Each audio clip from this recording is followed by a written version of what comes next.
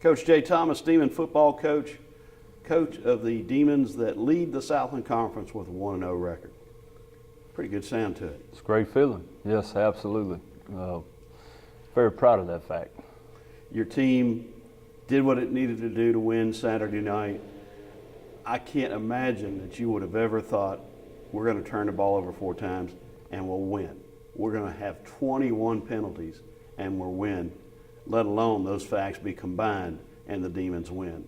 Talk about overcoming those obstacles. Well, yeah, I mean, it was major adversity for our team, but, you know, the way our team responded to those things, it was really great to see. You know, the sideline control, the focus we had throughout the game, to be able to battle through all of those.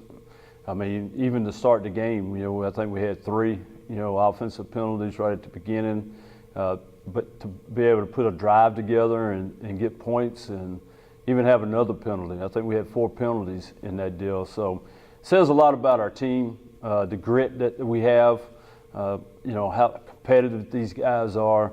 You know, to be able to, I don't think that's ever happened. You know, and certainly not with me, you know, as long as I've been coaching. 21 penalties and 4 turnovers, usually you don't win a football game.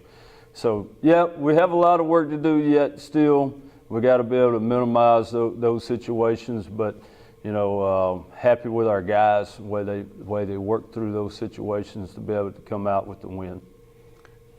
Do you think that it says something about this team that it was able to pull that off?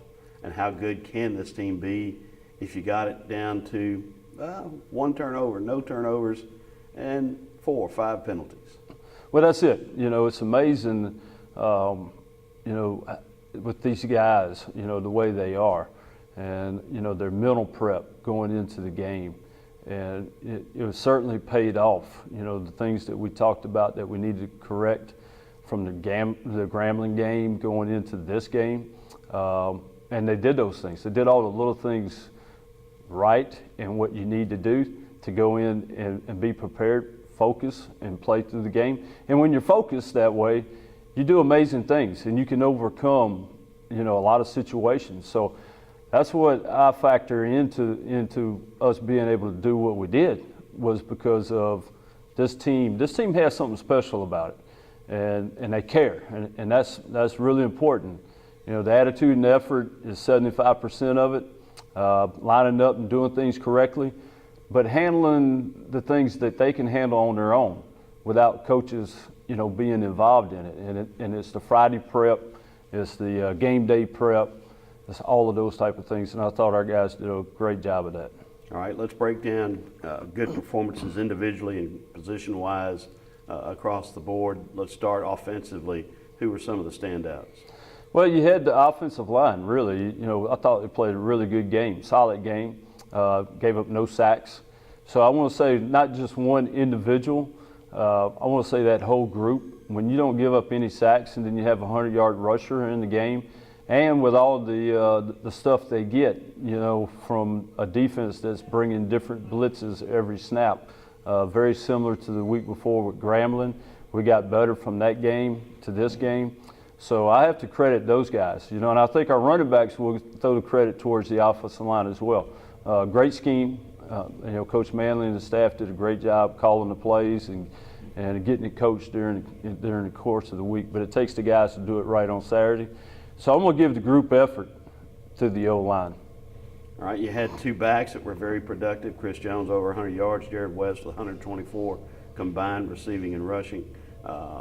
Both of them, however, had fumbles, so there's something to clean up. Well, yeah, within the game, you have 2 very critical fumbles that we're not going to be able to make those mistakes once we, you know, we start going through the rest of the conference play. It makes a big difference. You know, one was, both of them very critical at the time that they happened during the game. So we'll have to prepare those guys a little better as a coaching staff so we don't have those things happen. Yep, and you know, just make better decisions, you know, at the quarterback position on a couple of the throws too as well. Clean those things up, and you know, we'll be a lot better off when we get those things taken care of. There's no doubt about that. Now let's flip over to the defensive side. 5 sacks and a game-ending interception. Some good things happen on that side of the ball. Yeah, and the one thing we wanted to go into this game to get better at was our perimeter tackling. We created some big plays, like you mentioned, getting pressure to the quarterback. Coach Laird and staff did a fantastic job doing that versus an athletic quarterback that can, a dual threat guy. And everybody got to see that he can hurt you, any down. So our perimeter tackling got better. We only had 10 missed tackles in this game, where last week we had 24 missed tackles. So we did a much better job there. The defensive backs did a great job on the deep balls. We didn't give up any of those big plays down the field. Everything they got, they had to earn. They picked up some points, some cheap points along the way. But our defense kept battling, and the one thing we got to get better at defensively is after, the sudden change part, after a turnover, being able to go out, and force an offense to go 3 and out and get the ball right back. I think they got 21 points after turnovers in this game, so that's an area we can get better at. We're starting to run to the football a lot better. The alignments are getting better. The effort's getting better. Still not quite where it needs to be, so we need this open date to clean some things up, not just from the scheme-wise, but how we play things. How we play blocks on the inside, and clean some things up in our coverage too as well. Talk about the difference in being 1-0 for the first time in Southland Conference play since 2011 and how we've started previously. It's got to be a refreshing feeling, particularly having an open date to savor it. Well, it is, and there's no doubt. It was a big win for us. And, when you can open up with a conference win, it's a whole lot better. I'm telling you, the feeling's a whole lot better. When you're 0-1, now, your back you start getting yourself into a corner and you got to fight the rest of the way. But it's going to be that way week in and week out. And that's, we approach every one of these conference games. It's like a playoff scenario. Week in and week out. So, you got to come and you got to bring your best game and you got to be prepared to play. You got great coaches in this conference, great players in this conference. It's highly competitive. So, but yes, it does feel great to come in on a Monday, open date week. Really feel like it comes at the right time for us. We, had 3 ball games that we really had to, put a lot of energy into to get ready to play.